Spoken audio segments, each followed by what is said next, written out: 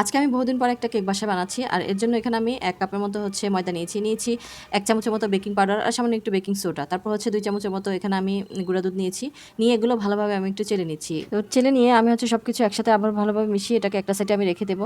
এরপর হচ্ছে আমি রুম টেম্পারেচারে 2টা ডিম নিয়েছি, আর এই ডিমগুলো কিন্তু মোটামুটি বড় সাইজেরই ছিল। 2টা ডিম নিয়ে এখন হচ্ছে ভালোভাবে আমি এই ডিমটাকে ফেটিয়ে নিচ্ছি। ডিমগুলোকে ভালোভাবে ফেটিয়ে আমি একদম ফোমের মতো করে ফেলবো, যতটুকু করা যায় একটু সময় নিয়ে হচ্ছে এই ডিমের ফোমটা করে নিতে হয়, তাহলে কিন্তু কেকটা অনেক ভালো হয়। এরপর হচ্ছে এখানে আমি দিয়ে দিলাম সুগার পাউডার 1.5 কাপের মতো, দিয়ে এটাকেও ভালোভাবে আমি মিশিয়ে নিয়েছি এই ডিমের মিশ্রণের সাথে।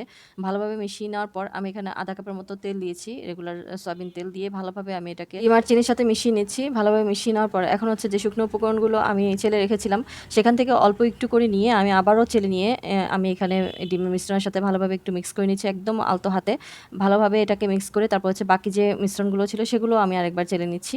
এভাবে চেলে দিলে কেকটা অনেক ফ্লাফি হয়, অনেক ভালো হয়। তো আমি হচ্ছে এভাবে চেলে নিয়ে আমি আবারও ভালোভাবে এখানে মিশিয়ে নিয়েছি এই ডিমের মিশ্রণের সাথে। এই মেশানোর কাজটা কিন্তু খুবই আলতো হাতে করতে হবে, একদম আস্তে আস্তেই করতে হয়। খুব তাড়াহুড়ো করলে কিন্তু গুটি গুটি বেঁধে যায়, যার কারণে একটু স্লোলি একটু আলতো হাতেই এই মিশ্রণের কাজটা করতে হবে। তারপর হচ্ছে আমি এটাকে ভালোভাবে মিশিয়ে এখন দিয়ে দিচ্ছি 1 চামচের মতো ভ্যানিলা এসেন্স। এরপর হচ্ছে এখানে আমি দিয়ে দিব লেবুর রস। আমি একটা লেবুর অর্ধেকটা এখানে আমি চিপে রস দিয়ে দিয়েছি, এতে করে কিন্তু কেকটা অনেক ভালো হয়, অনেক সুন্দর হয়, অনেক ফ্লাফি হয়। তো আমি হচ্ছে সব কিছু একসাথে ভালোভাবে মিশিয়ে নিয়েছি, ভালোভাবে আবার আলতো হাতে ভালোভাবে মিশিয়ে তারপর হচ্ছে একটা পারফেক্ট ব্যাটার তৈরি করেছি। এখন হচ্ছে যদি আমার ডিমটা বড় ছিল বলে আমার এক্সট্রা কোনো দুধ বা পানি লাগে নাই, যদি আপনাদের প্রয়োজন হয় ব্যাটারটা পারফেক্ট না হয় তাহলে কিন্তু এখানে লিকুইড দুধ বা পানি ইউজ করা যেতে পারে। তো আমার হচ্ছে ডিমটা বড় ছিল যার কারণে আমার প্রয়োজন হয় নাই। তো এখানে আমি 1 চিমটি লবণ দিয়ে দিচ্ছি যাতে করে টেস্টটার ব্যালেন্স ঠিক থাকে। তো দিয়ে ভালোভাবে আবারও মিশিয়ে এখন হচ্ছে আমি একটা কেকের মোল্ড নিয়েছি লম্বা সাইজের।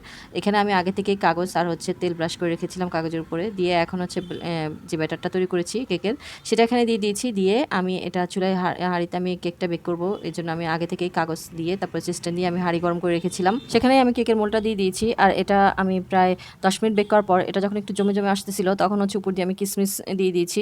এতে করে কিন্তু আর কিসমিসগুলো নিচের দিকে যাবে না, উপর দিকে থাকবে, দেখতে কেকটা অনেক লোভনীয় লাগবে। তো আমার এই বেক হতে প্রায় 25 মিনিটের মতো সময় লেগেছিল। 25 মিনিট পর এটাকে আমি নামিয়ে নিয়েছি আর এটা একদম পারফেক্ট হয়ে গেছে।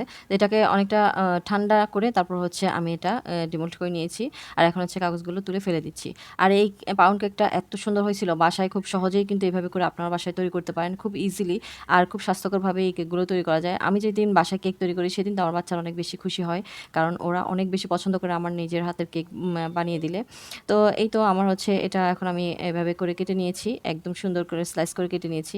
এটা কিন্তু অনেক সফট হয়েছে, অনেক ফ্লাফি হয়েছে, খুবই দারুণ ছিল, এটা খুব সুন্দর একটা স্মেল বের হচ্ছে। এভাবে করে খুব সহজেই কিন্তু বাসায় তৈরি করা যায়, একদম দোকানের মতোই পারফেক্ট পাউন্ড কেক এভাবে করে খুব সহজেই অল্প খরচে কিন্তু বাসায় তৈরি করা যায়। তো এভাবে করে আপনারা ট্রাই করতে পারেন, এভাবে করে বানালে দাম দিয়ে আর দোকান থেকে কিনে আনতে হবে না।